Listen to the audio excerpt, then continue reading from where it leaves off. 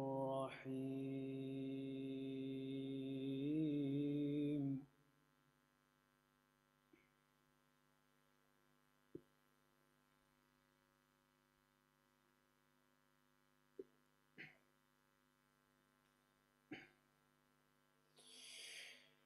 ضرب الله مثلا عبدا مملوكا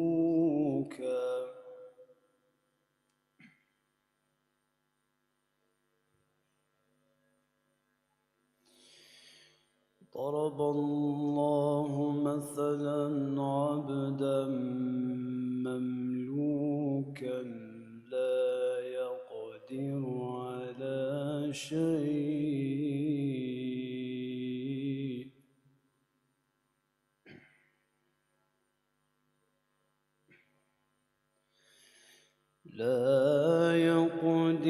على شيء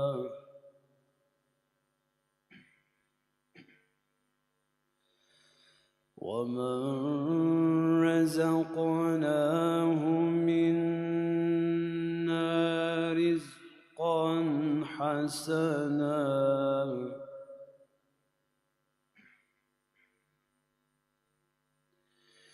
فهو ينفق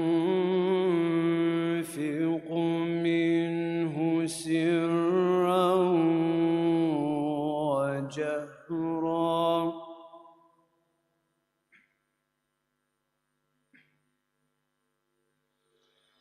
هل يستوون الحمد لله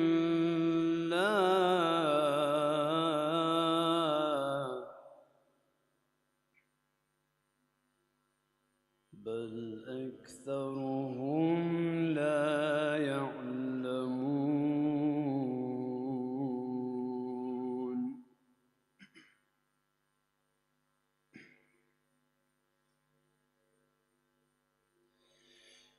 وضرب الله مثلا رجلين أحدهما أبكم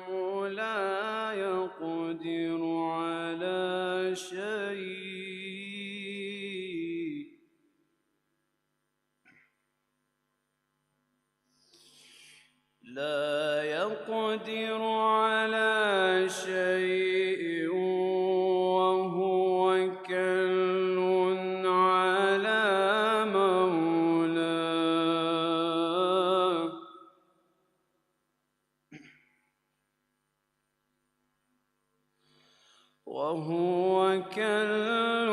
على مولاه أينما يوجهه لا يأتي بخير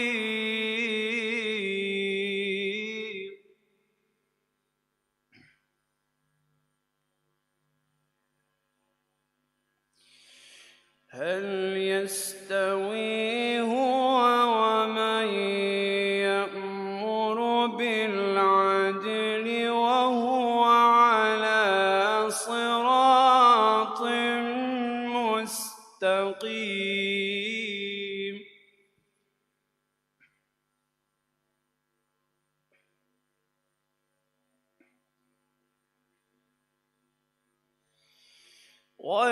ولله غيب السماوات والأرض وما أمر الساعة إلا كلمح البصر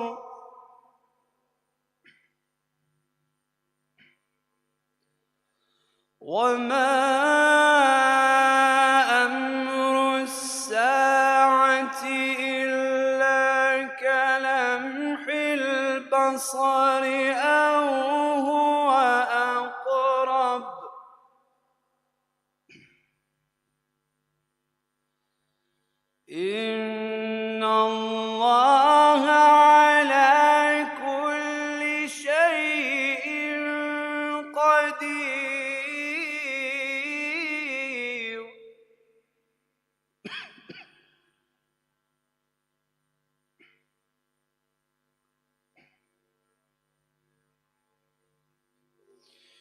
والله أخرجكم من بطون أمهاتكم لا تعلمون شيئا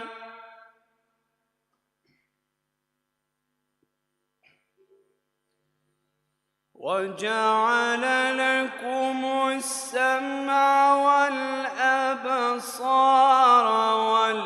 والأفئدة لعلكم تشكرون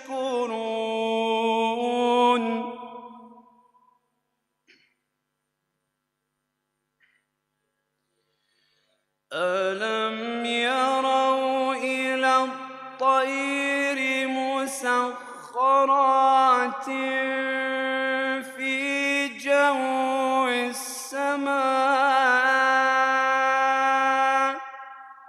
ما يمسكهن إلا الله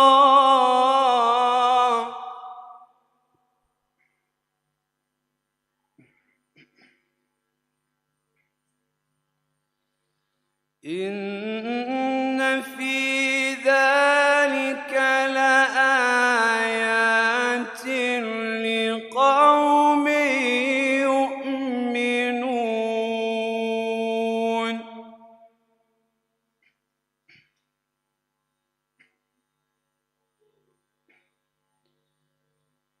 الله أكبر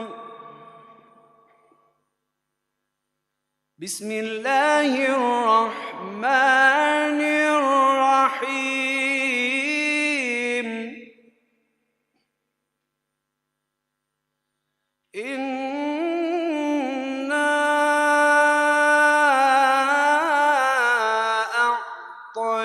أعطيناك الكوثر فصل لربك وانحر إن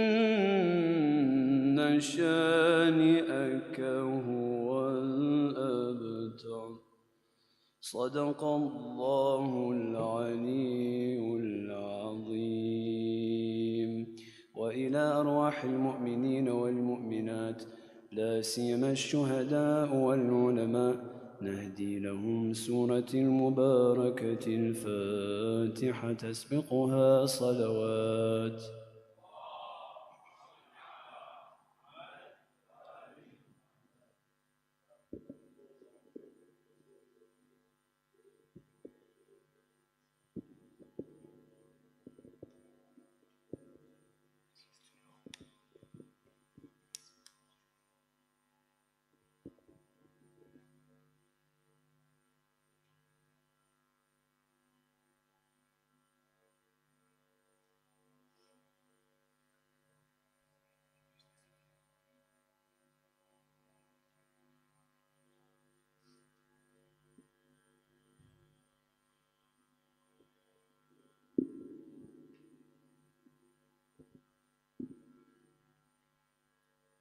أعوذ بالله من الشيطان الرجيم. بسم الله الرحمن الرحيم.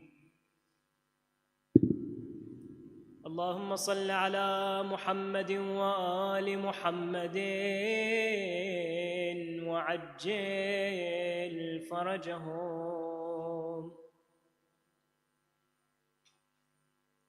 اللهم إني أسألك برحمتك التي وسعت كل شيء وبقوتك التي قهرت بها كل شيء وخضع لها كل شيء وذل لها كل شيء وبجبروتك التي غلبت بها كل شيء وبعزتك التي لا يقوم لها شيء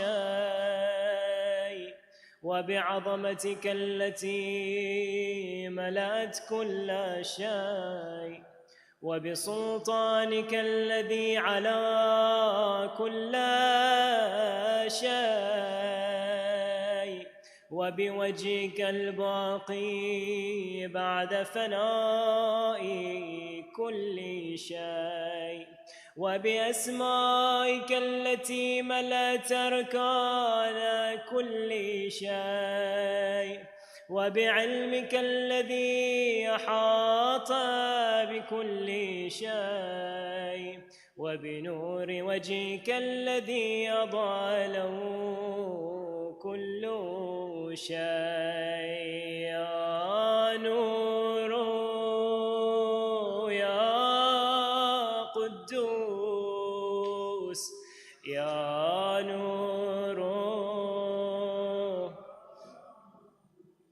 يا نور يا نور يا قدوس يا نور يا نور يا قدوس يا أول الأولين ويا آخر الآخرين.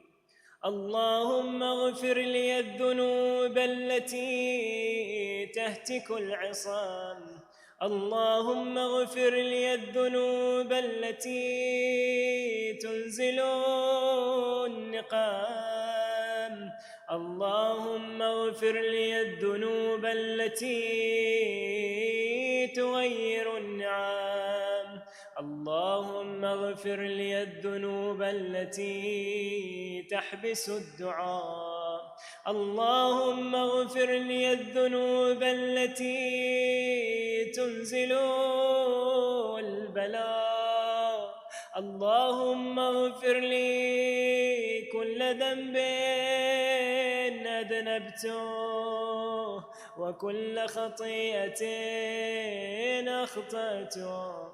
اللهم إني أتقرب إليك بذكرك وأستشفع بك إلى نفسك، وأسألك بجودك أن تدنيني من قربك، وأن توزعني شكرك، وأن تلهمني ذكرك. اللهم إني أسألك سؤال خاضع متذلل خاشع، أن تسامحني وترحمني وتجعلني بقسمك راضيا قانعا، وفي جميع الأحوال متواضعا. اللهم وأسألك سؤال من اشتدت فاقته وأنزل بك عند الشدائد حاجته، وعظم فيما عندك رغبته. اللهم عظم سلطانك وعلى مكانك، وخفي مكرك وضار أمرك، وغلب قهرك وجرت قدرتك، ولا يمكن الفرار من حكومتك. اللهم لا أجد لذنوبي غافرا، ولا لقبائحي ساترا، ولا لشيء من عمل القبيح بالحسن مبدلا غيرك. لا إله إلا أنت سبحانك وبحمدك ظلمت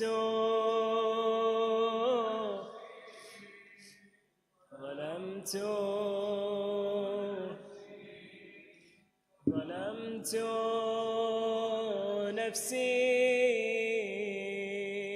وتجرأت بجهلي وسكنت إلى قديم ذكرك لي ومنك علي. اللهم مولاي كم من قبيح سترته، وكم من فادح من البلايا قلته، وكم من عثار وقيته، وكم من مكروه دفعته، وكم من ثناء جميل لست أهلا له نشرته.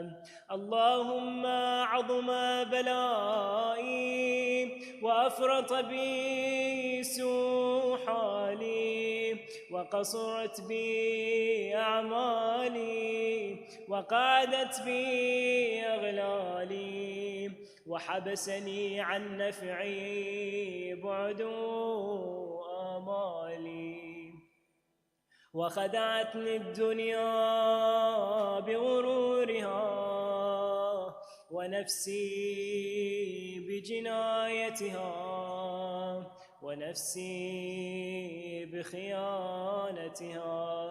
ومطالي يا سيدي فأسألك بعزتك ألا يحجب عنك دعائي سوء عملي وفعالي، ولا تفضحني بخفي ما اطلعت عليه من سري، ولا تعاجلني بالعقوبة على ما عملت في خلواتي من سوء فعلي وإساءتي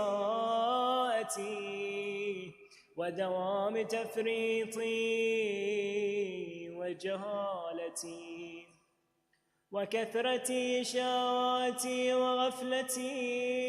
وكن اللهم بعزتك لي في كل الأحوال رؤوفا، وعلي في جميع الأمور عطوفا. إلهي وربي من لي غيرك، إلهي وربي من لي غيرك. أسأل كشف ضري والنظر في أمري، إلهي ومولاي أجريت علي حكما اتبعت فيه هوى نفسي، ولم أحترس فيه من تزيين عدوي، فغرني بما هو وأسعده على ذلك القضاء، فتجاوزت بما جرى علي من ذلك بعض حدودك، وخالفت بعض أوامرك. فلك الحمد علي في جميع ذلك، فلك الحجة علي في جميع ذلك، ولا حجة لي فيما جرى علي في قضاءك، وألزمني حكمك وبلاؤك.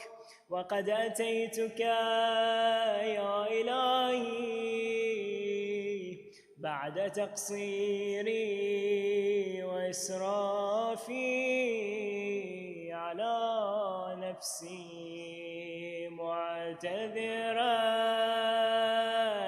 نادما منكسرا مستقيلا، مستغفرا منيبا، مقرا لا أجد مفرا مما كان مني، ولا مفزعا أتوجه إليه في أمري غير قبولك عذري، وإدخالك إياي في سعة من رحمتك. اللهم فاقبل عذري يا اللهم فاقبل اللهم فاقبل عذري وارحم شدته وفكني من شدي وثاقي يا رب ارحم ضعف بدني يا رب ارحم يا رب ارحم ضعف بدني ورقة جلدي ودقة عظمي يا من بدا خلقي وذكري وتربيتي وبري وتغذيتي هبني لابتداء كرمك وسالف برك بي يا إلهي وسيدي وربي أتراك معذبي بنارك بعد توحيدك وبعد ما انطوى علي قلبي من معرفتك ولهج بي لساني من ذكرك واعتقد ضميري من حبك وبعد صدق اعترافي ودعائي خاضعا لربوبيتك هيا أنت أكرم من أن تضيع من ربيته أو تبعد من أدنيته أو تشرد من آويته أو تسلم إلى البلاء من كفيته ورحمته وليت شعري يا سيدي وإلهي ومولاي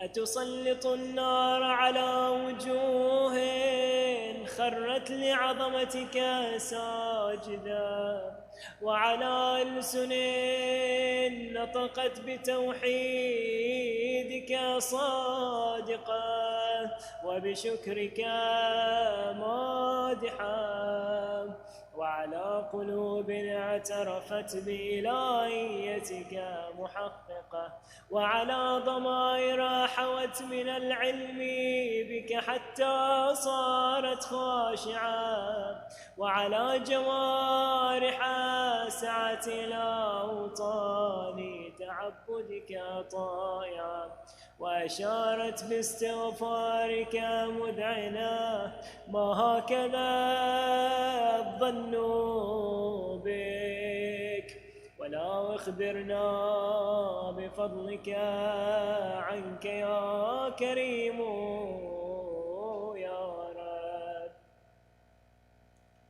يا رب وأنت تعلم ضعفي عن قليل من بلاء الدنيا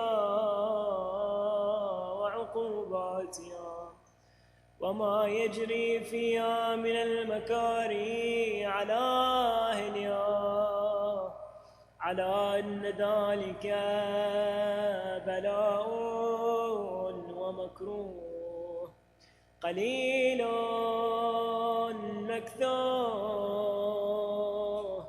يسير بقاؤه قصير مدته فكيف احتمالي لبلاء الآخرة وجليل وقوع المكاره فيها وهو بلاء تطول مدته ويدوم مقامه ولا يخفف عن أهله لأنه لا يكون إلا عن غضبك وانتقامك وسخطك، وهذا ما لا تقوم له السماوات والأرض. يا سيدي فكيف بي وأنا عبدك الضعيف الذليل الحقير المسكين المستكين. يا إلهي وربي وسيدي ومولاي، لأي الأمور إليك أشكو، ولما منها ضج وأبكي، لأليم العذاب وشدته أم لطول البلاء ومدته. فلئن صيرتني للعقوبات مع أعدائك، وجمعت بيني وبين أهل بلائك، وفرقت بيني وبين أحبائك وأوليائك، إلهي لا تفرق بيننا وبين محمد وآل محمد. فهبني يا إلهي وسيدي ومولاي وربي، صبرت على عذابك فكيف أصبر على فراقك، وهبني صبرت على حر نارك فكيف أصبر عن النظر إلى كرامتك، أم كيف أسكن في النار ورجائي عفوك. فبعزتك يا سيدي ومولاي أقسم صادقا، لئن تركتني ناطقا لأضجن إليك بين أهلها ضجيج العاملين، ولأصرخن إليك صراخ المستصرخين، ولأبكين عليك بكاء الفاقدين، ولأنادينك أين كنت يا ولي المؤمنين، يا غاية آمال العارفين، يا غياث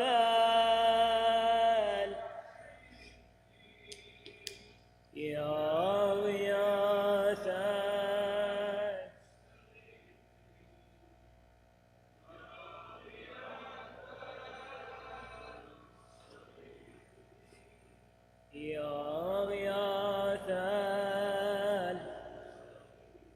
يا حبيب قلوب الصادقين، ويا إله العالمين. أفتراك سبحانك يا إلهي وبحمدك تسمع فيها صوت عبد مسلم سجن فيها بمخالفته، وذاق طعم عذابها بمعصيته، وحبس بين أطباقها بجرمه وجريرته، وهو يضج إليك ضجيج مؤمل لرحمتك، ويناديك بلسان أهل توحيدك، ويتوسل إليك بربوبيتك. يا مولاي فكيف يبقى في العذاب وهو يرجو ما سلف من حلمك، أم كيف تؤلمه النار وهو يأمل فضلك ورحمتك، أم كيف يحرق لهيبا وأنت تسمع صوتا وترى مكانه، أم كيف يشتمل عليه زفيرها وأنت تعلم ضعفه؟ أم كيف يتقلقل بين أطباقها وأنت تعلم صدقه؟ أم كيف تزجر زبانيتها وهو يناديك يا رب؟ أم كيف يرجو فضلك في عتق منها فتتركه فيها؟ هيهات ما ذلك الظن بك ولا المعروف من فضلك، ولا مشبه لما عاملت به الموحدين من برك وإحسانك. فباليقين يقطع لولا ما حكمت به من تعذيب جاحديك وقضيت به من إخلاد معانديك لجعلت النار كلها بردا وسلاما، وما كان لأحد فيها مقرا ولا مقاما، لكنك تقدست أسماؤك أقسمت أن تملأ من الكافرين من الجنة والناس أجمعين، وأن تخلد فيها المعاندين، وأن تجل ثناؤك قلت مبتدئا وتطولت بالإنعام متكرما. أفمن كان مؤمنا كمن كان فاسقا لا يستوون.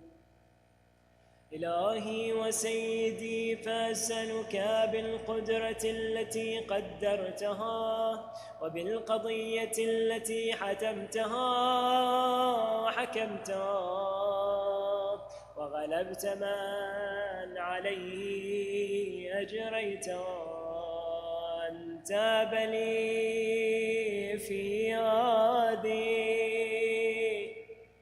جميعا وفي هذه الساعة كل جرم أجرمته وكل ذنب كل جرم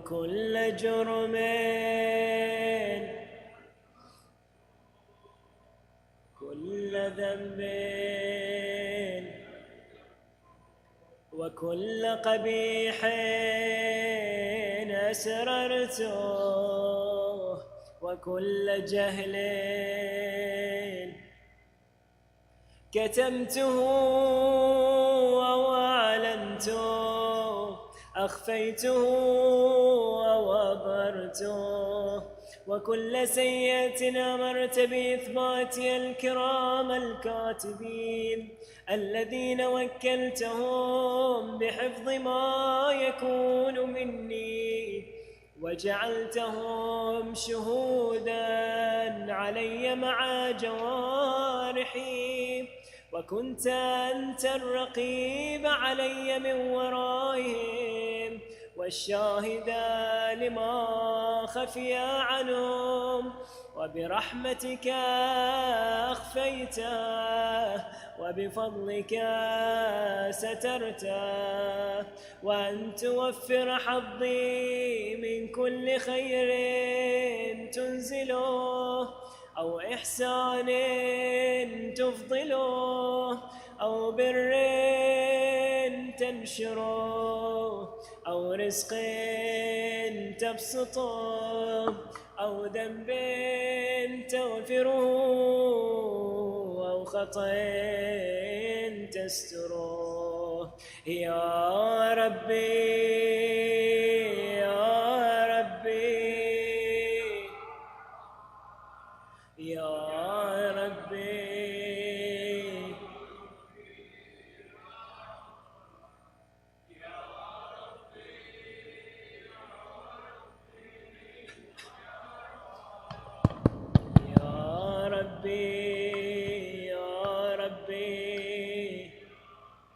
يا إلهي وسيدي ومولاي ومالك رقي، يا من بيدي ناصيتي، يا عليما بضري ومسكنتي، يا خبيرا بفقري وفاقتي.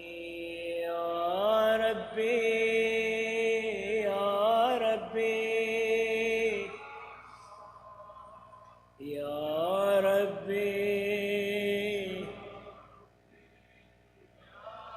أسألك بحقك وقدسك وأعظم صفاتك وأسمائك أن تجعل أوقاتي من الليل والنهار بذكرك معمورا، وبخدمتك موصولا، وأعمالي عندك مقبولا، حتى تكون أعمالي وأورادي كلها وردا واحدا، وحالي في خدمتك سرمدا.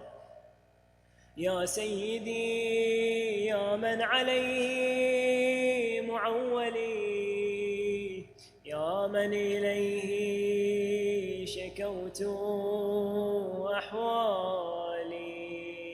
يا ربي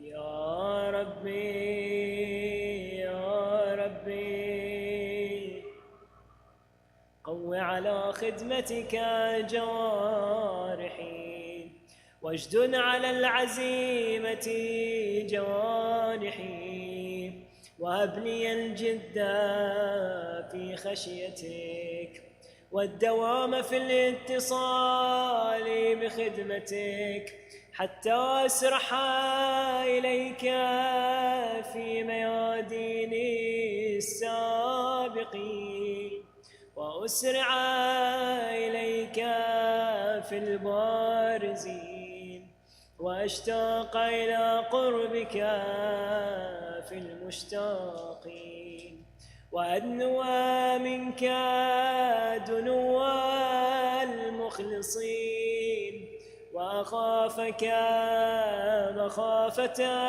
الموقنين، وأجتمع في جوارك مع المؤمنين.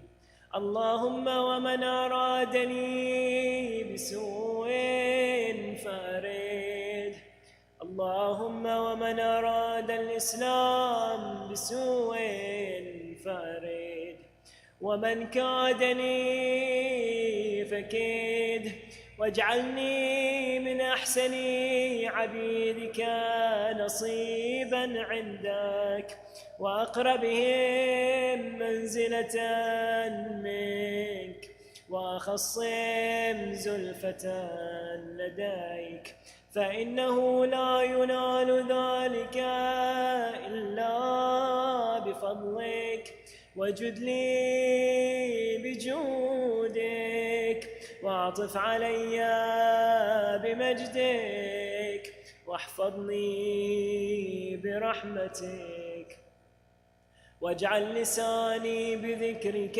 لهجا، وقلبي بحبك متيما، ومن علي بحسن إجابتك، وأقلني عثرتي واغفر زلتي، فإنك قضيت على عبادك بعبادتك، وأمرتهم بدعائك، وضمنت لهم الإجابة. فإليك يا ربي نصبت وجهي، وإليك يا ربي مددت، فإليك يا ربي نصبت وجهي وإليك يا ربي مددت يدي، فبعزتك استجب لي دعائي وبلغني مناي، ولا تقطع من فضلك رجائي، واكفني شر الجن والإنس من أعدائي. يا سريع الرضا يا سريع الرضا يا سريع يا سريع يا سريع الرضا، اغفر لمن لا يملك إلا الدعاء، فإنك فعال لما تشاء جميعا. يا من اسمه دواء وذكره وطاعته غنى، ارحم من رأس ماله الرجاء وسلاح البكاء. يا سابغ النعم يا دافع النقام، يا نورا يا عالما لا يعلم، صل على محمد وآل محمد وافعل بما أنت أهله، وصلى الله على رسوله والأئمة الميامين من آله وسلم تسليما كثيرا.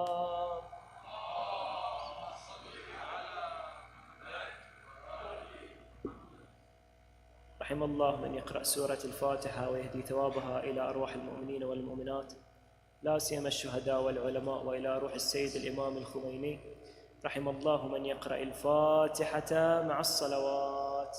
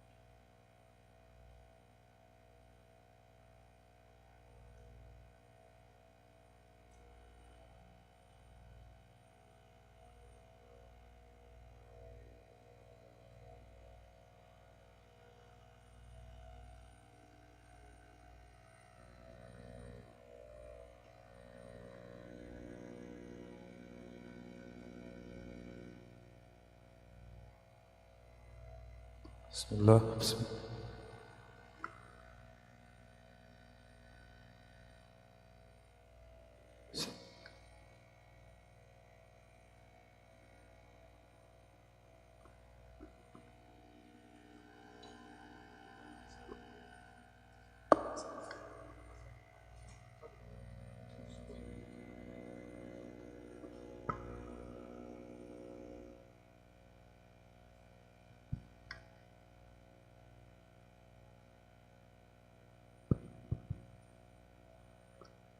Assalamu alaikum, dear brothers and sisters. It's lovely to have everyone here today. We're blessed to have brother Hassan Al-Qadri with us today. Inshallah, today's lecture is going to be a bit different. It's going to be a bit more interactive than the usual. Inshallah, we have these two Bluetooth mics. I'm going to pass one to the sister's side and one to the brother's side. If anyone is responding and interacting with the Sheikh, please just click the button at the bottom of the mic to turn it on, and then click it again to turn it off when you're done with the question. And inshallah, just pass the mic around. I'll put the mic at the front and just help each other to give the mic to whoever's asking the question. Please welcome brother Hassan with a loud salawat.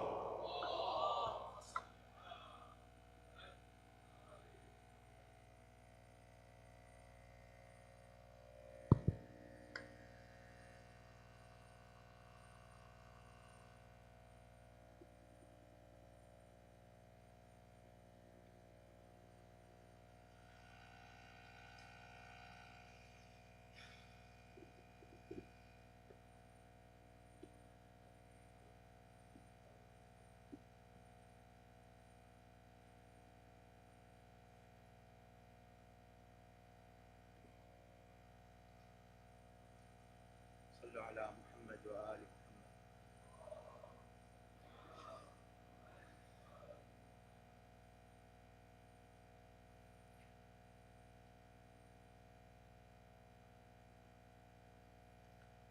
أعوذ بالله من الشيطان اللعين الرجيم.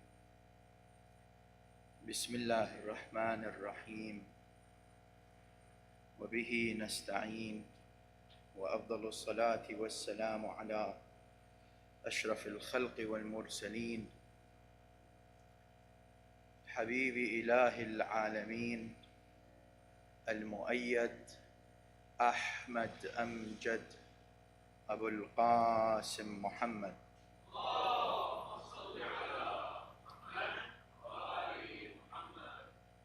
وعلى أهل بيته الطيبين الطاهرين المعصومين، واللعنة الدائمة السرمدية الأبدية على أعدائهم إلى قيام يوم الدين.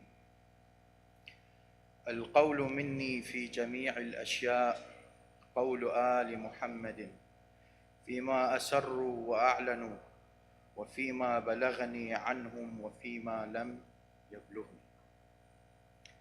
والحمد لله الذي جعلنا من المتمسكين بولاية سيدي ومولاي أمير المؤمنين، مولى الموحدين، إمام المتقين، الصديق الأكبر، فاروق هذه الأمة، أسد الله الغالب، غالب كل غالب، علي بن أبي طالب.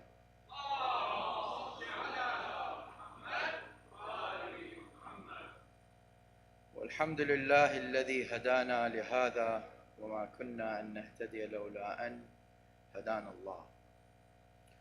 أما بعد، يقول الله في كتابه الحكيم وهو أصدق الصادقين: بسم الله الرحمن الرحيم. يا أيها الذين آمنوا استعينوا بالصبر والصلاة إن الله مع الصابرين. صدق الله العلي العظيم. The first salawat is in the honor of our Rasul Al-A'zam sallallahu alayhi wa alihi wa sallam.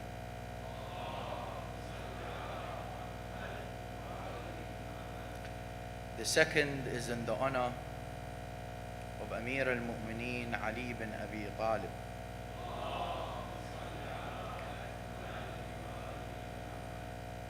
The third is in the honor of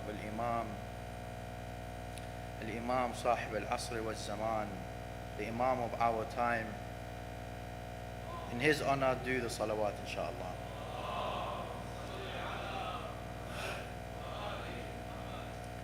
I greet you.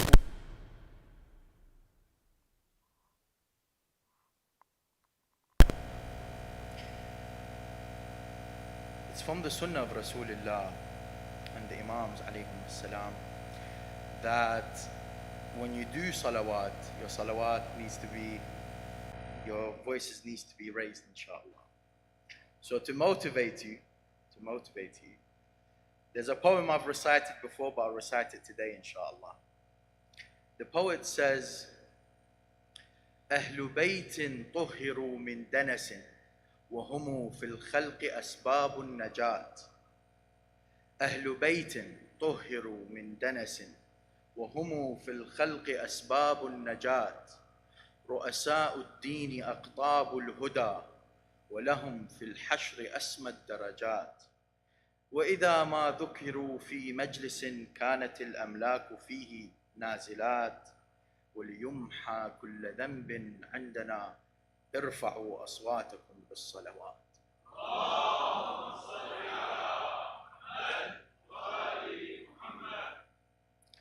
Sabr, patience. When we go back to the Quran, and Allah subhanahu wa ta'ala talks about the lives of the prophets, the lives of the previous messengers, previous righteous slaves, servants of Allah and the prophets, the likes of Nuh, Adam, Isa, Ibrahim, and our prophet.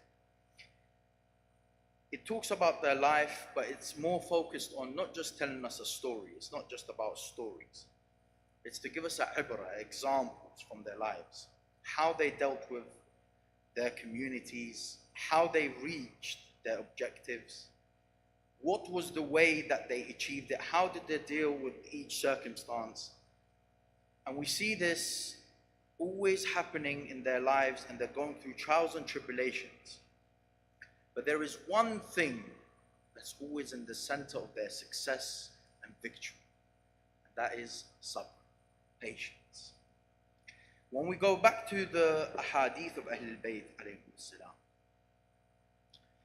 we see when they talk about patience, it's as if to say, you have a superpower if you have patience.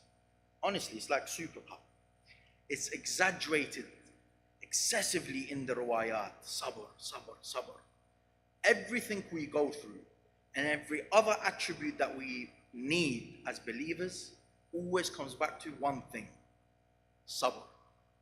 Tawakkul, sabr. Jihad, sabr. Fasting, sabr. Salat, sabr. Dealing with our community, our family, our friends, sabr. Dealing with our children, brothers and sisters, sabr. Always comes back to sabr. It's at the foundation of iman. So today, inshallah, we want to talk about, so the title of the lecture is The Patience for Freedom. The patience for freedom. So in this lecture we will talk about how to connect the two and what is required of us to do so that we have patience. How do we acquire real freedom? And what's the connection between patience and freedom? It's from the culture, and by the way, brothers and sisters, like I said, any questions, just put your hand up, put the mic, and then ask ahead. So it's interactive, inshallah. I'll be asking questions as well. So within the culture of the muhaddithin, so the masters of hadith. When we say masters of hadith, we're saying they are narrators of hadith. They have mastered the sciences of hadith. You would see what they would do is, for example, a good example of this is Shaykh Al-Saduq. He's a 4th century scholar. He is someone that is known to have, so he was born because of the dua of Imam al-Mahdi, Ajjallah Farajul Sharif. And he has many important works that have actually reached us. He has a book called Al-Amali. The culture of Al-Amali, and by the way, he wasn't the only one that wrote a book like this. You have also Shaykh al-Mufid, also another classical scholar, Shaykh al-Tusi, another classical scholar. You also have Sharif al-Murtada, who Musa got me the book recently. But to be honest, when I started reading it, it was like reading Chinese. Because his book was more specific about balagha of the Arabic language, tafsir, and it was, it's a book that was very hard to understand. But Shaykh al-Saduq, in his Al-Amali, he has different chapters. So each chapter will start, for example, it says Majlis al-Khamis Ashar. Khamis Ashar wa al-Khamis wal-Ashrun, sorry. So Majlis number 25. And he says, so the one that's narrating the book will be saying, for example, that he narrated to us, for example, in this example here, he says in Mashhad, علينا أملا علينا بطوس بمشهد الرضا علي بن موسى عليه السلام. So it was in Tus, and then he tells us the year, the date, and everything. So we get a very good description of when it happened and why he will be narrating certain narrations. So for example, in this chapter, he starts to talk about Imam al-Rida. Because where is he? In Mashhad. When it's the day of, for example, the 10th of Muharram, he talks about matters that are concerning to Ashura. So what I'm trying to do here today is follow that culture, the culture of the Muhaddithin. So what we want to do is we're going to focus on one hadith, but we're bringing different hadith from various different books to kind of give us a better understanding of the narration that we're talking about. Everyone's with me? Yeah? Okay, so the narration that we will start with, I will go through the chain. And this is because it's important that we understand the importance of the chain of narrators. So the narration is in the book of Al-Kafi. So I'm going to ask everyone a question. Okay? Show of hands, I want to know who knows Al-Kafi. Okay. So we've got roughly just under 10. So the author of Al-Kafi, the reason why I'm asking is, look, brothers and sisters, we all agree on one thing. إني تارك فيكم الثقلين كتاب الله وعترتي أهل بيتي. Right? What is the closest thing to Ahl al-Bayt that we have with us right now? Now, of course, we have the Imam of our time, but he's in occultation. The closest thing we have to the Ahl al-Bayt alayhim salam is the ahadith of Ahl al-Bayt that reached us. So, Al-Kafi was written by a scholar in the 4th century. His name is Muhammad bin Yaqub al-Kulayni al-Razi. He narrates from his chain to Imam al-Sadiq. So he says, عدة من أصحابنا, meaning a number of our companions. Now, when a muhaddith does this, I'm doing this so, inshallah, you can go back to these books of hadith. And when you're reading it, you're not getting confused. What do you mean? A number of our companions. What does that mean? A number of our companions, usually every muhaddith is talking about a specific teachers that he had that goes back to a specific narrator. What he's doing here is he doesn't want to constantly mention who the narrators are. So he's basically just cutting it short. But we do know who the narrators are from other scholars. For example, we have from Al-Allama Al-Hilli in his book Khulasat Al-Aqwal. Now he was a 8th century scholar, so he's about 400 to 500 years after Al-Kulayni. But he says Al-Kulayni, when he says Iddatun min ashabina, and he's going back to, so the chain goes like this. So just, we're all in the same understanding. If you don't understand, just tell me, I'll go over it, it's not a problem. A number of our companions have narrated from Ahmad bin Muhammad bin Khalid. So Allama Al-Hilli, he says, when he says that and he's saying a number of our companions going back to Ahmad bin Muhammad bin Khalid, he means Ali bin Ibrahim, Ali bin Abdullah bin Udayna, Ahmad bin Abdullah, wa Ali bin Al-Hasan. Now, of course, these names many of us maybe don't know who they are, but that's fine. I'm just trying to give you an understanding of what's happening. How, when you go back to the books of hadith, what's happening. So I'm giving you small fawaid, inshallah. Anyway, they discuss it. Other scholars like Sayyid al-Burujurdi, Shaykh al-Subhani, and the rest of them, they also discuss this topic. There's a bit more depth to it as to where did al-Hilli get it from, what's his when he says Al-Kulayni said this when he meant a number of our companions, what does it mean? There's a bit of a discussion. We don't want to get into it because it will complicate things. So the first narrator is Ali bin Ibrahim bin Hashim. I'm only using Ali bin Ibrahim bin Hashim because he's the one that's considered trustworthy within the number of companions. Everyone's with me? Or is it complicated? Everyone's with me, yeah? So the reason why I'm not mentioning the other three but him is because he has been authenticated by the scholars of hadith. Okay? So Ali bin Ibrahim bin Hashim al-Qummi, al-Najashi, a 5th century scholar, authenticates him. He's one of the specialists when it comes to the narrators of hadith. He authenticates him. Ali bin Ibrahim is actually one of the narrators that's narrated over 7,000 ahadith in our hadith corpus. So you imagine how important this individual is.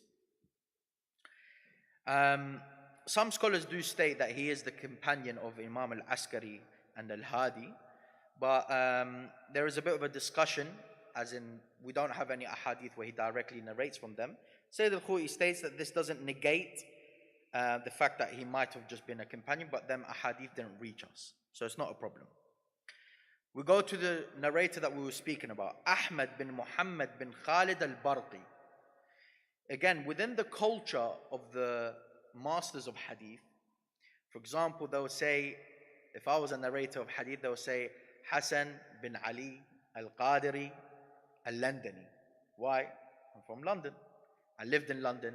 And this is, I don't know about you guys, but on my phone list, I have, Ashiaz, Ali. So you got Ali, I don't know, Clapham Junction, Ali Kilburn, Ali, just to know who I'm talking to, because there's so many Alis.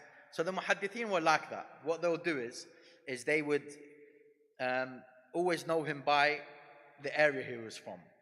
Now, the reason why it's called Al-Barqi, there's an area, I might butcher the name because it's a Persian name, Barqa, or some say Barqarud. It's an area in Qom. If there's any Iranians, sorry, I apologize. So yeah, but his family, this narrator of hadith, his family were from Kufa that came to Qom, because the Shias in Kufa, especially just before Imam al-Sadiq, even in the time of Imam al-Sadiq and al-Baqir, there was a lot of injustice happening to them. So a lot of them went to Qom. He's authenticated by al-Najashi and al-Tusi, but they do mention, again, these are just small fawaid. Please bear with me. Yeah? I'm just giving it to you. It's not for me to sound intelligent or anything like that. It's just for you to understand. Oh, okay, so there's a chain of narrators. Before any book of hadith, when you come to it, there's a chain of narrators, then you get to the hadith. So this is how you're going to understand the chain of narrators. So anyway, they authenticate him. He has a famous book that also reached us. It's called Kitab al-Mahasin. Now this book, Kitab al-Mahasin, it was considered to be from the reliable usul, meaning back in the day it was from the fundamental books of the Shia. Only about a third of it has reached us, as per the opinion of some scholars. Then he narrates from who? Muhammad bin Khalid al-Barqi. So his father. There's a bit of a discussion if he's authentic or not. Sayyid Al-Khou'i goes with the opinion that he is. Not to get into too much detail, but basically he narrated a lot from weak narrators of hadith and and he also always used to kind of do irsal. He would disconnect the reports. So they found that problematic. But generally speaking, most of the ulama, or shall we say some of the ulama, authenticate him. Then you have the fourth in the chain is Ali bin Nu'man, companion of Imam al-Rida. Again, he's been authenticated by the scholars. Then you have Abdullah bin Muskan. He was a companion of Imam al-Kadhim, and some scholars also put him as a companion of Imam al-Sadiq. Are you realizing how the first narrator, companion of Imam al-Askari, al-Hadi, the other one, al-Hadi, and al-Rada. The other one, Imam al-Qadri. And we're going down back to the Imam they are narrating from. So again, this is just so you could get an understanding. And the next is Abu Basir. Now Abu Basir, when you open up the books of hadith, you'll see a lot of Abu Basir. The way for you to authenticate or to see who it is, you usually have to go through so many different chains to understand who this narrator is. Which Abu Basir? My daughter, for example, is called Maria. So they would call me Abu Maria or Abu Maria. There might be a lot of Abu Marias. Which Abu Maria is it? Which one? Hassan Al-Landani or Hassan from Manchester? Who is it? So here what we see is the scholars, through their examination and analysis, they would say it's Yahya bin Abi al-Qasim who's been authenticated. So now we'll get to the hadith. So look what Imam al-Sadiq says in this hadith. He says, إن الحر حر على جميع أحواله. He says, verily, a free person is free in all conditions. So let's ask now, so we could interact, inshallah. What do you guys think that means? Let's just show of hands. Don't be shy. Let's see from brothers, sisters. He says a free person is free in all conditions. I'll repeat it one more time. A free person is free in all conditions. What do you think it means? Fadal. Assalamu alaikum. Wa alaikum assalam. I think it means that so as long as you're a slave to God only, then you're free to everyone. So you're obligated to follow what's right, regardless of any condition, whether even if it's death, basically. Yeah. Okay, nice. Anyone else? Sisters? Fadal. So I think it means that freedom is ultimately a state of mind and not limited to anything which is existent in the dunya. So Beautiful. it allows you I like that that. detachment. Very nice. Okay. Anyone else?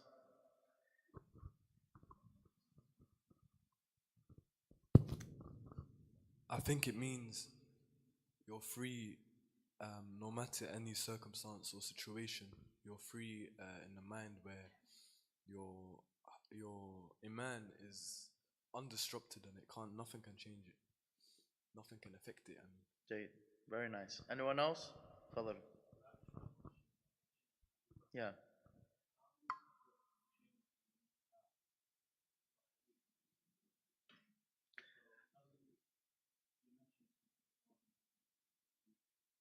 Yeah, so we're talking about Muhammad bin Khalid al-Barqi, the father of the narrator that we spoke about. No, so he's considered authentic by Shaykh al-Tusi, a specialist, and Sayyid al-Khu'i authenticates, and so does al-Allam al-Hilli. People understand what al-Najashi, another specialist that lived in the time of al-Tusi, where he basically says that, I'll go back to it here. He basically says that, bear with me 1 second. He basically says weak in hadith, not he is weak in hadith. So it's like saying Hassan is not strong, right? In hadith. That's what he's saying. He's not saying he's a liar. He's saying, or that he is weak himself. He's saying he's weak in hadith.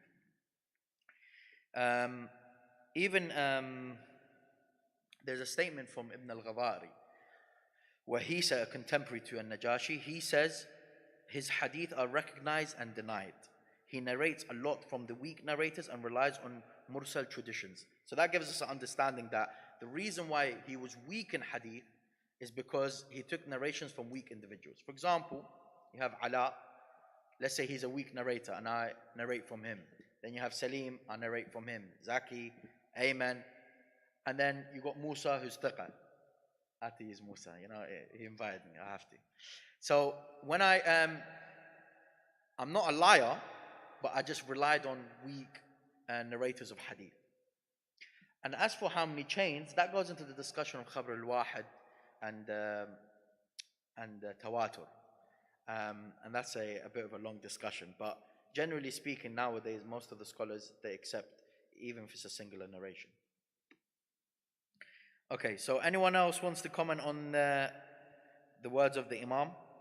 A free person is free in all conditions. So I'll tell you what. There's a commentary done. Oh, sorry, sister. Fadal. Salam Sheikh. So Wa just a salam. question. You said in Arabic في كل أحواله, but in English in all conditions. So is it in his حال, in أحواله, or في كل الأحوال? Yeah, his conditions. Yeah. So in the conditions that he lives in. Okay. You should be a scholar of hadith. You're very daqiq. That was good. Thank you. Okay, so I'll tell you that there's a scholar. His name is Al-Mazandarani. He has a book that is a commentary on Al-Kafi. So what the narration we're talking about is in Al-Kafi. Al-Kafi being the book of Muhammad bin Ya'qub al-Kulayni. He compiled these narrations and put it in his book Al-Kafi. Okay. He basically does a sharh, a commentary on all of the reports in Al-Kafi. Look what he says. By the way, I think all of you more or less got it right on a certain level. Okay? He says Al-Hur, the free, is opposite of a slave. And the meaning of it here is the one who saved himself from servitude of psychological or mental desires and bodily pleasures, and from the worldly chains of beauty. Does everyone understand what he's saying? He's saying first of all, he's explaining Al-Hur is someone that doesn't have a master. But we all have masters, right? We all do, realistically. But he's saying, but here in this meaning, is that you are not a slave to your mental, psychological desires and bodily pleasures, and from the worldly chains, so the beauty of this world. So you're not shackled by the beauty of this world. But then he continues. Musa's gonna like this one. He's into the spiritual stuff, yeah?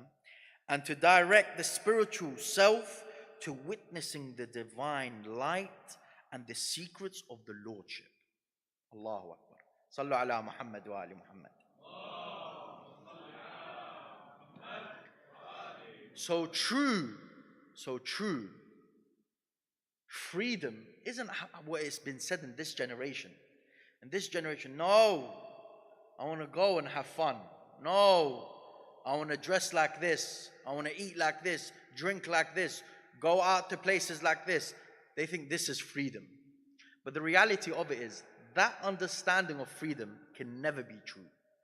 In any society, in any community, because whatever community you go to, whatever country you go to, there's always laws and legislations. So you don't have total freedom. It's just, so freedom can never mean that. So when someone says, I want freedom, that's not what we're saying. No one can mean it like that. It doesn't work like that. For example, I don't know about you guys, when you're driving down Kilburn High Street, it's 20. I definitely don't want to drive 20. I want to drive 30. It does my nothing. But that's the law and I follow it. Freedom isn't how the West tells us. But I'll ask you something, and with the current situation that's happening now, Allah is a witness upon you all. Do you not see that the people of Palestine, specifically I'm talking about because of what's happening currently, are they not more free than all of us here? Have you ever seen any video of them complaining? I haven't seen it.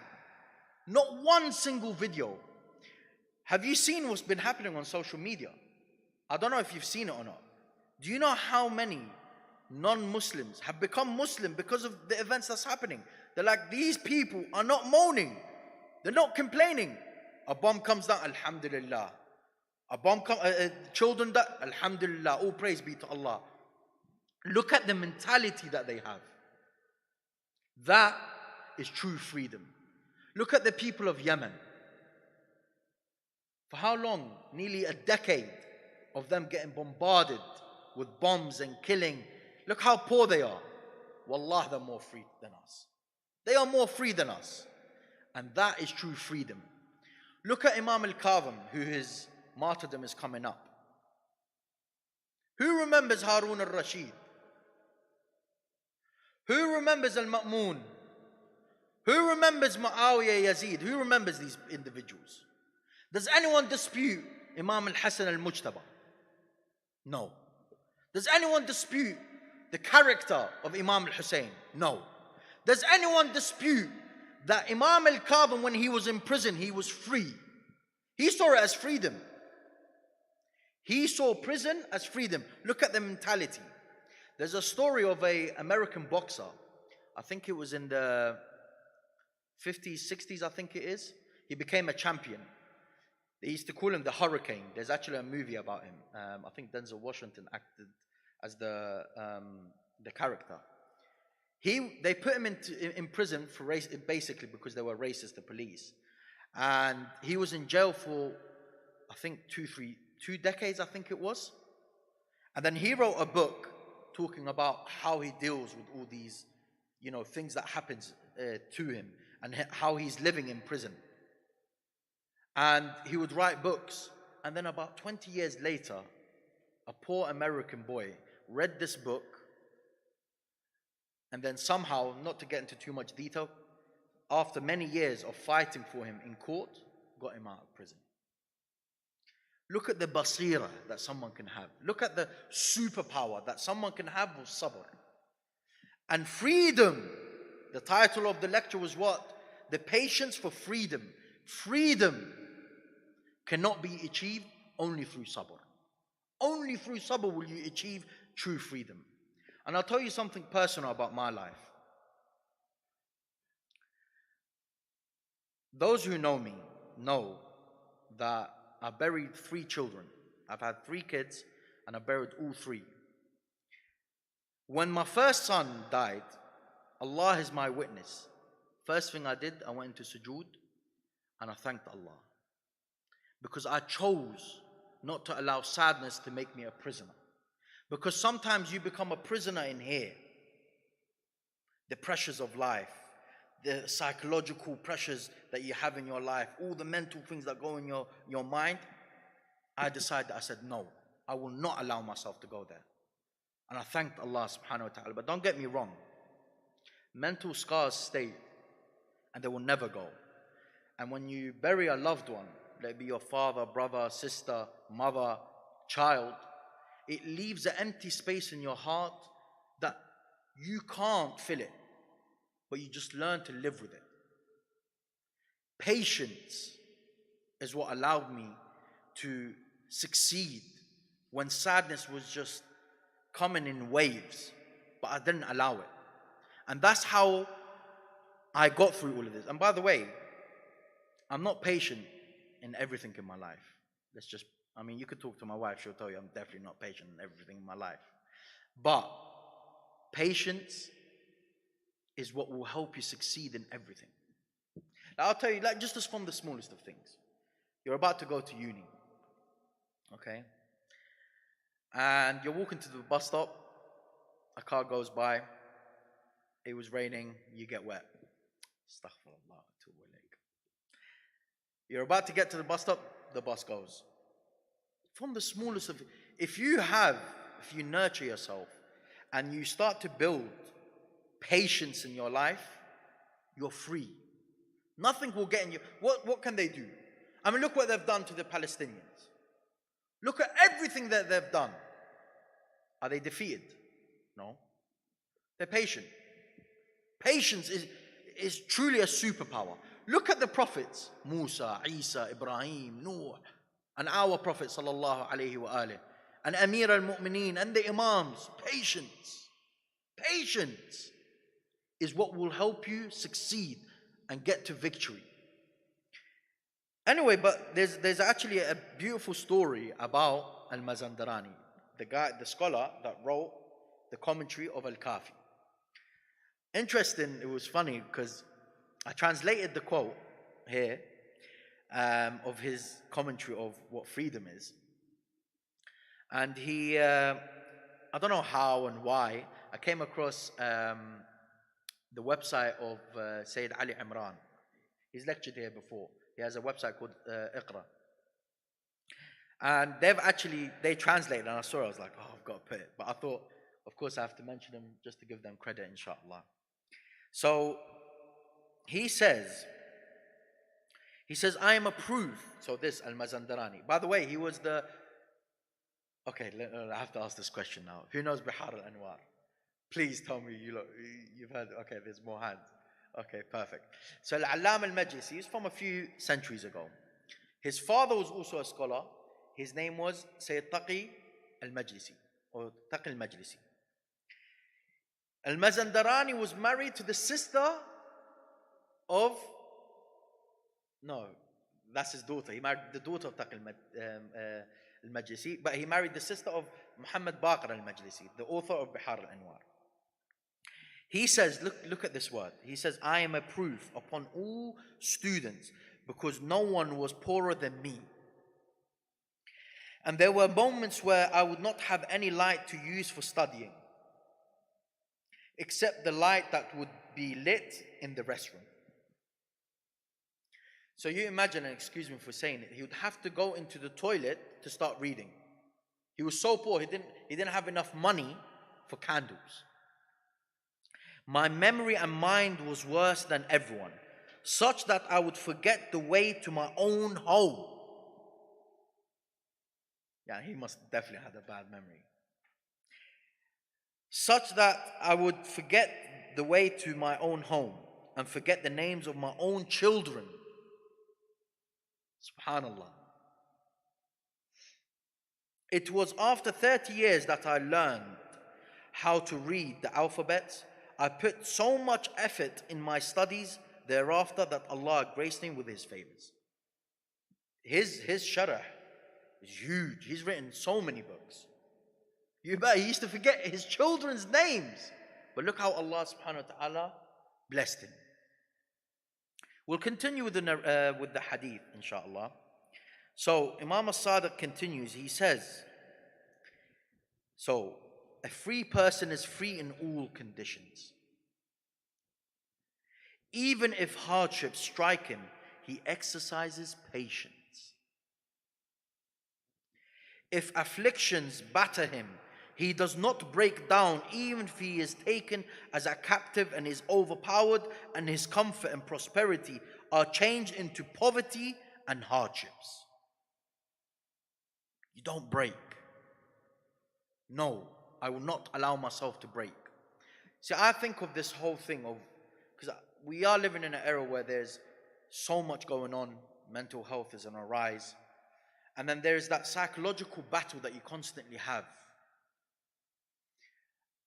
But the way I started to kind of perceive this whole thing, you see, the Imams alayhum as-salam, when you go back to, especially, I really recommend everyone, go to Al-Kafi, go to thaqalain.net, okay? It's a website that has a lot of the translated books of hadith, thaqalain.net. Go to Al-Kafi volume 2 and just read. The Imams are trying to give us and build within us different superpowers. Yeah, I'm calling it superpowers, honestly. Tawakkul upon Allah, superpower. Patience, superpower.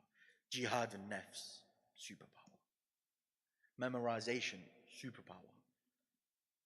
Love, superpower. Hate towards the correct things to hate. Injustice, oppression, poverty, and so on.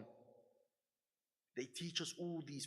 Even, by the way, many of us think that arrogance is fully bad. No, it's bad in most cases.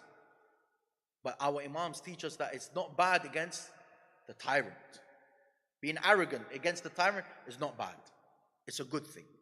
So they try to build, they're molding their Shia. This is what you need to do. This is what even the Quran, why is it giving you all these stories? Build you until you have all these superpowers. Because truly, if you have all of this, you go through life, nothing bothers you. All that's in front of you is Allah subhanahu wa ta'ala. All you want is Allah subhanahu wa ta'ala. All you want to reach is the perfection that the Imams and the Prophets reached. That's all you want to reach.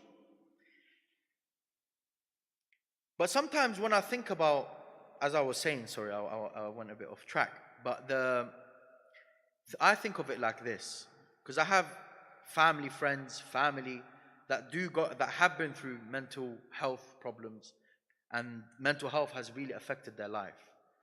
The way I see it is this. You have the Quran and the Sunnah that gives you these tools to build your psychological, metaphorical castle. See, back in the day when they used to build the fortress or the castle, their main aim is no one can get in when an army wants to attack, and I can attack them. Arrows can't hit me, but my arrows can hit them. So you've got to think of it like this. I am building a castle. When I'm building this castle, nothing can get through. Sadness doesn't get through. Frustration doesn't get through. Anger doesn't get through. I will not allow anything to get through because I've built such a powerful fortress. And there's a nice, beautiful hadith attributed to Imam As-Sadiq, where he says, the heart is a fortress, and that fortress is only for Allah subhanahu wa ta'ala. So once that fortress, the only thing that enters it is Allah, how does anything else affect you? And we're seeing it in live action in Afghanistan, in Palestine, Iraq, all of these countries that are war-torn, right? Anyway, we'll continue. And the Imam says, so we'll go back the whole way just so in case anyone forgot. A free person is free in all conditions. Even if hardships strike him, he exercises patience. If afflictions batter him, he does not break. Even if he is taken as captive and is overpowered, and his comfort and prosperity are changed into poverty and hardships, just as in the case of Yusuf, the truthful and the trustworthy one, whose freedom remained unaffected even though he was enslaved. Prophet Yusuf alayhi salam, what happened to him? His brothers left him in a well. He was taken as a slave. Then the whole thing happened with Zulaykha. He went into jail. Okay, everyone's probably picturing the series. He went into jail. He was free. He was thanking Allah to going to prison. So he says, whose freedom remained unaffected even though he was enslaved, taken as a captive and overpowered. The darkness and the loneliness of the world did not harm him, nor did all that he went through until Allah granted him favors. Now listen to this. He made the insolent tyrant into a slave for him after his being his king. He set him free and made the whole nation be kind to him. This is how patience yields goodness. You know, I don't know if you've seen it. I saw this on social media. I thought it was a really beautiful thing. And it showed a perspective of patience, a side of patience. So what it was I think in America they have the UPS. UPS, is it UPS? They do the deliveries. You see them around here as well in central London. And I don't know what state it was, but you could tell it was very hot. So this delivery man would always come and just throw it. The people have a ring camera, yeah, the one in front of the house. And every time he's throwing it. I mean, most of us, I don't know, maybe on a bad day, I'll put like, Habibi, what are you doing? Please, what are you doing? But they chose not to do that. What they did was, they left I think it was a small fridge or something, with snacks, cold drinks. And this guy comes, and sweating and everything, and he's about to throw it, and he sees a big sign saying, you're welcome to free drinks and snacks. And he comes, and he takes the stuff, and it was like, you see it, like his face, you know, sometimes you could tell a lot by the body language. His face changed. And then he goes, he kind of like, you could see from his body, like, I mean, no one interviewed him afterwards, but you could see like, oh, like, he grabbed the parcel and just put it down, took a few bottles of water and so on and snacks, and went on with his day. So, see how patience sometimes can really change things. And how, if you do have patience, how it can change the circumstances, a lot of different circumstances in your life. So he says, this is how patience yields goodness. You must exercise patience and settle your soul upon patience, and you will certainly be rewarded. So this is the Imam telling us how. Fadal. Yeah.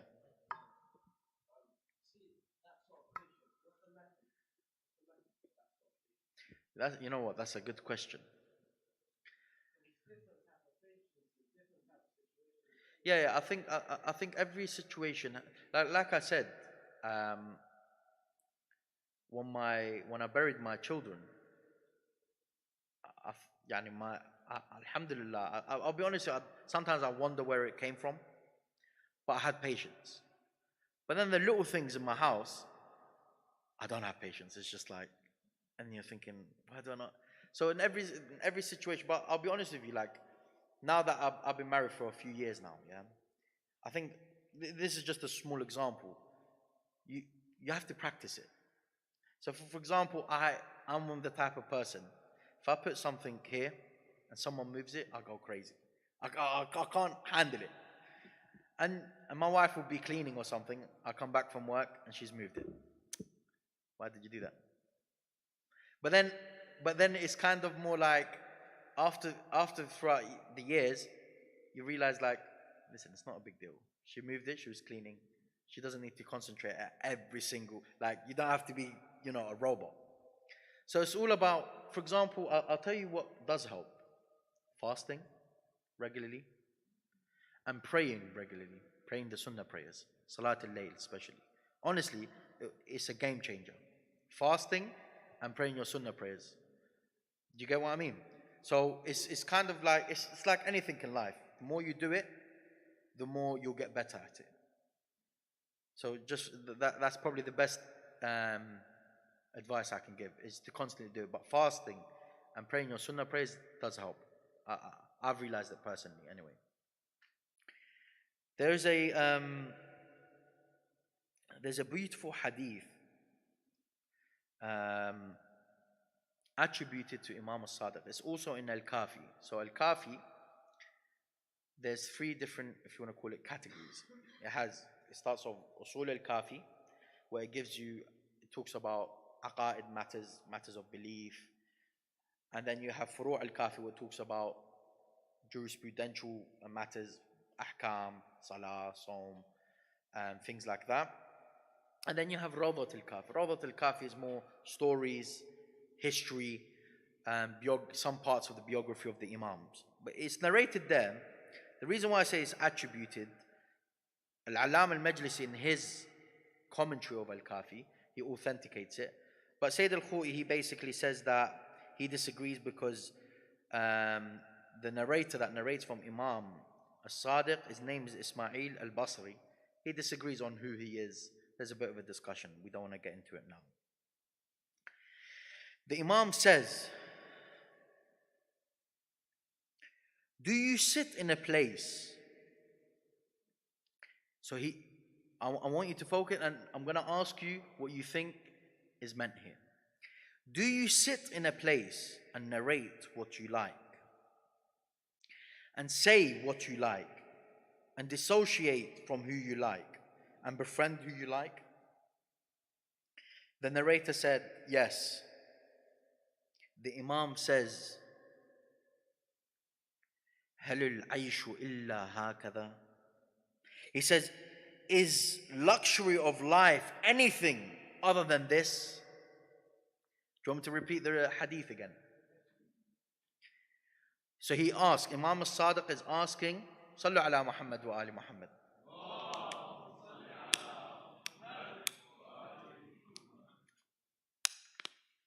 So Imam al-Sadiq is asking Ismail al-Basri, do you sit in a place and narrate what you like and dissociate from who you like and befriend who you like? He said yes. So the narrator says yes. And then the Imam says, is luxury of life anything other than this? Or is life anything other than this? What do you think is meant here? Because here he's talking about, I don't know if you've realized, it's more kind of patience, but in a kind of from a different approach. But then there's also a discussion of freedom and some form of security. Matter of security, freedom. But what do you think? Anyway, we'll give the floor to the brothers and sisters.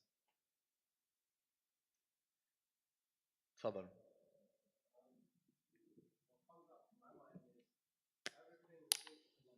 Everything's been created for Allah. Okay?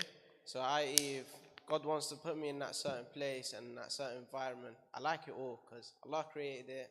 I'm happy with what Allah has put me into, and I'm sure Allah won't show me anything bad because He's shown me nothing but love and mercy throughout all my life.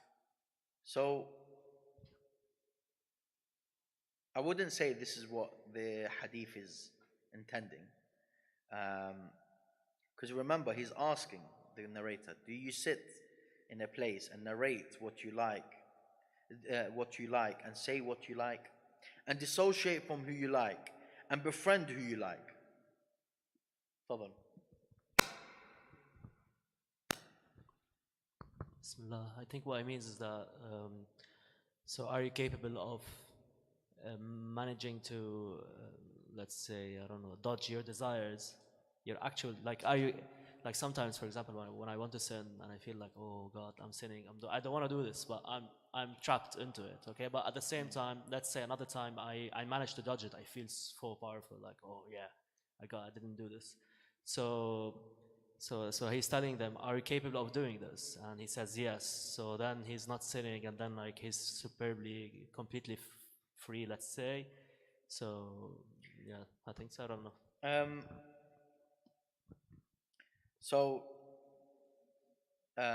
No, the Imam is not really saying that. Focus on the words. Do you sit in a place and narrate what you like and say what you like and dissociate from who you like and befriend who you like?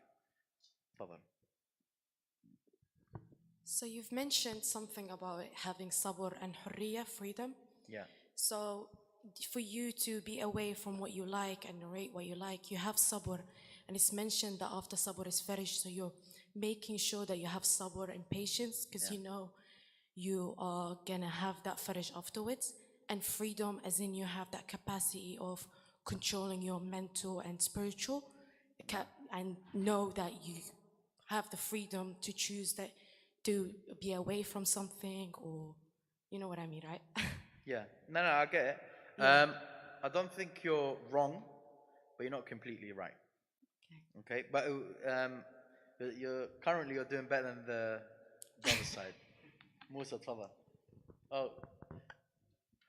I think, can you correct me if this is the right context? Like in the times of the Imams and the companions, they couldn't express their beliefs so openly in many situations, many times. Yeah. And so the Imam is telling this companion, you don't know how lucky you are to now express the true Islam, and especially when you mention the bit about you can dissociate from people, certain people, and you can befriend certain people. So that's what it reminded me of. That. Yeah, so Brother Tanvir is 100% right. The Imam is talking about, Fadl.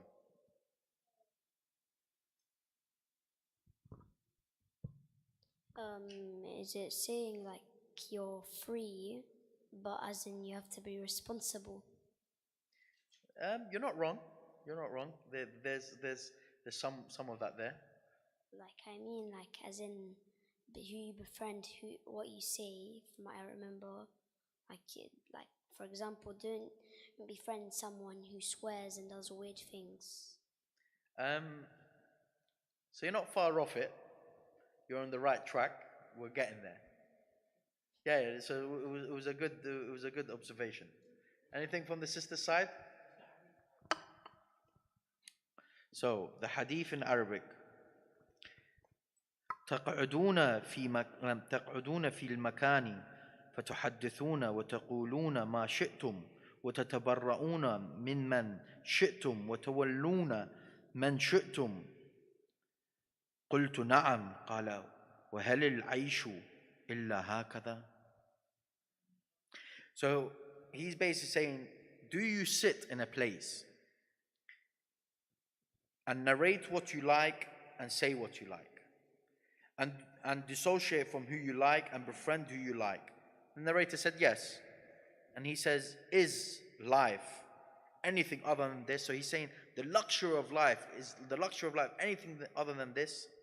Anything from the sister side? Okay, so like I said, Tanvir is correct. The Imams lived they couldn't do everything they wanted, even the companions of the Imams. So he's saying that ultimate freedom, luxury of life for Imam al-Sadiq is to be able to sit down, narrate what he likes, say what he likes, do bara'ah from who he likes, and befriend who he likes. He sees that as luxury. So you imagine, like in our heads, when we look at freedom, we think freedom is just, didn't get time to play a bit of FIFA. Where's the brother that beat me last week, 2 weeks ago? Is that you? Was it you? Oh, where is he? So something like that. So you see, you don't get time to do the things that you like. That's not luxury. You're thinking about something completely wrong.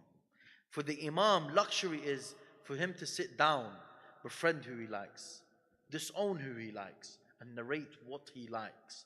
And to narrate the ahadith, the Shias were persecuted for centuries, that the companions of the Imams had to keep the fada'il of Ahlul Bayt hidden from the general Muslim public. To that extent, there's a beautiful hadith, again, I say attributed, by the standard of some scholars. They accept it. If you're strict with your standards, you wouldn't accept it. But it's a companion. The companion's name is Jabir bin Yazid al-Ju'fi. He asks Imam Isin al-Kafi again. He asks Imam al-Baqir, may Allah have mercy upon you, what is beautiful patience? He says, Mal sabru jameel. So what is beautiful patience? Again, let's give the floor to see what people think. What is, in your eyes, what do you think is beautiful? Before I give you the answer, what is beautiful patience, in your opinion? Is it patience that you do it and you don't feel bitter about it at the same time? So you're patient, but then at the same time you don't complain, you don't do this. So you're just patient, and that's it. Yeah, you've done a good job, I must say. Okay, well, he done good, but I didn't say he's right. Anything else? No.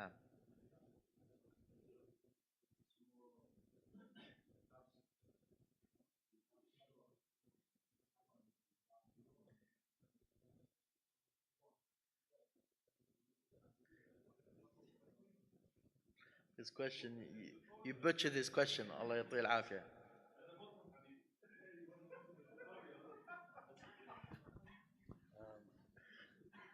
Can I ask where you from?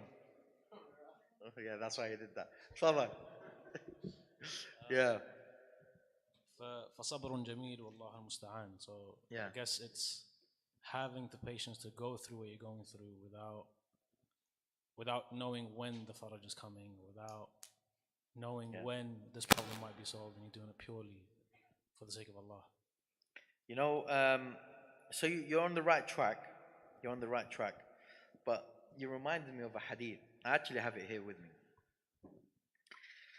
So this hadith is definitely considered weak, but it's attributed to the Imam, and then there are some other evidences that might strengthen it. Imam al-Sadiq says, so look what the Imam said. Wallah, this is very important. He says, we are strong to exercise patience. So he's saying we, Ahlul Bayt, are strong to exercise patience. And our Shia are stronger than we are. Oof. It's a strong one, no? And our Shia are stronger than we are. I then said, so the narrator of hadith, may Allah keep my soul in service for your cause. How have your followers become stronger than you are? I mean, how is it possible? Look up from what perspective the Imam answers. It's just to follow up what you're saying. Well, it's a beautiful hadith. He says, it is because we exercise patience in the matter that we already know, but our Shia, exercise patience in matters of the reality of which they have no knowledge of. Are you understanding what the Imam is saying? So this hadith attributed to the Imam, he's saying, Shias are stronger than us in exercising patience, because we have been given the divine knowledge. They are infallible. We're not. We don't know when something is going to happen and how it's going to happen. Not to say that the Imams know everything in the future, but what we get from the ahadith is that they have an understanding or a general understanding of the future. Is that the Imam is basically saying, because we don't know the reality of things, we have no knowledge of it, but yet we exercise patience. Can you imagine for how many centuries our Imam is in occultation? Yet we're exercising patience. I mean, I must say, for the last 20 years, every war that happens, my father's always like, the Imam is coming. And I'm like, Dad, I mean, we have a hadith that tell us, there are major signs. We can't just say the major signs haven't happened. No, he's coming. But subhanAllah, may Allah preserve my father, he's still patiently waiting. And he always makes dua. He says, I wish that I'm alive when the Imam comes, because I don't know if I'm worthy of being resurrected to be in his army. To answer your question, so you're on the right track. We'll go back to the hadith. You're on the right track. You're not wrong. Anything from the sister side? We'll come to... Alright, you can go. Yeah. So about the beautiful patience, right? Yeah. I think to me, when you think beauty, you think positivity, and looking at patience as an opportunity rather than a negative or a trial or a tribulation. I think a lot of the times when we think about patience, we're thinking hardship and struggle, and it's all very, very negative. But when you switch that perspective and you look at patience as an opportunity and a gift from Allah subhanahu wa ta'ala to show him your patience through your love for him, I think that's what beautiful patience is to me. That's a very nice way of looking at it.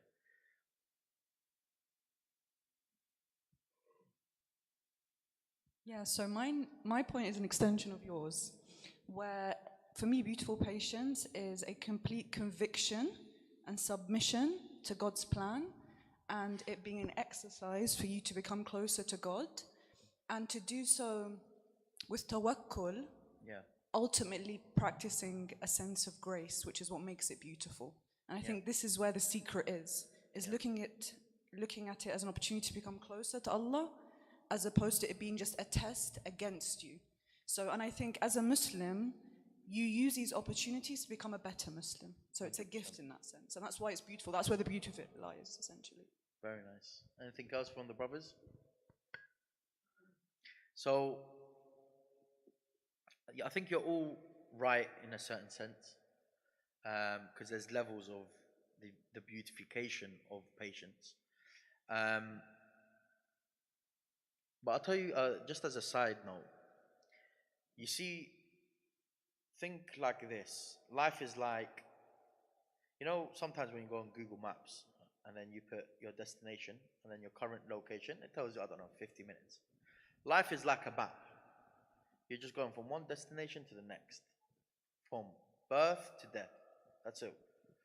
So the problem with us Shia, and forgive me for saying this, like when I asked who knows Al-Kafi, there wasn't enough hands. If you don't know Al-Kafi, which is our most authoritative book of hadith, there is a major problem. That means you haven't had a relationship with the Ahlul Bayt. By the way, there are 4 books. The 4 main books of hadith is Al-Kafi, Man la yahdaruhu al-faqih, Al-Istibsar, and Tahdhib al-Ahkam. If you have never opened up these books, there is a problem. There is a major problem. How are you understanding? How are you going to navigate through life? The sister spoke about tawakkul, being optimistic in patience, talking about not complaining, all of these factors. How are we going to know? Where is it? Oh, okay, only 3 minutes left. Oh, okay, well, I was going to go through half of Al-Kafi.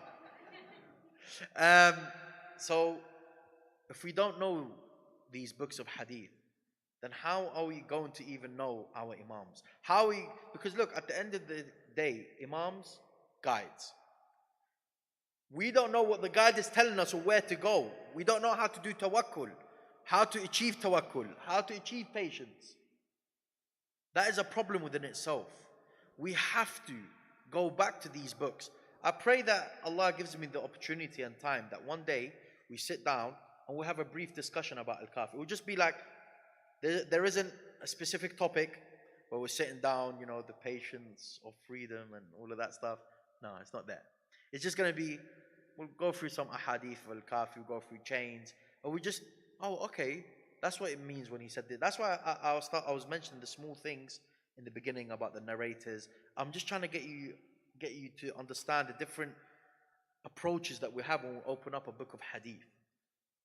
And by the way, when you open up a book of hadith, the reason why I was asking, what's your opinion, is just to see where your thoughts are. But we always have to refer back to the books of the scholars to get the correct understanding. That's very important. Anyway, to give the prize to Musa, the Imam replied to Jabir bin Yazid al-Ju'fi when he said to him, what is beautiful patience? He says, that is the patience in which there is no complaint before the people. You don't complain. I'll be honest with you, sometimes I complain. So I need to get to the level of beautiful patience.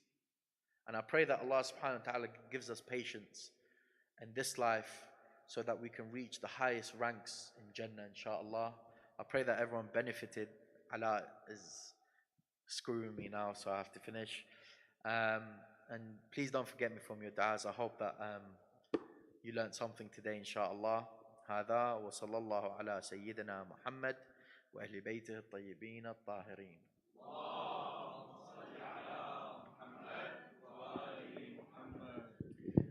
Please rise for Dua al-Faraj.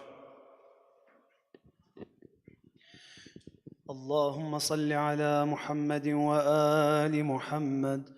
اللهم كن لوليك الحجة ابن الحسن صلواتك عليه وعلى آبائه في هذه الساعة وفي كل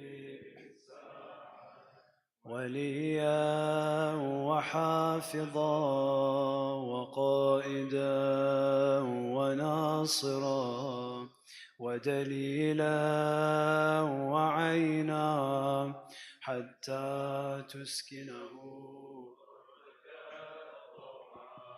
وتمتعه فيها طويلا برحمتك يا أرحم الراحمين. صلوا على محمد وآله الطيبين الطاهرين.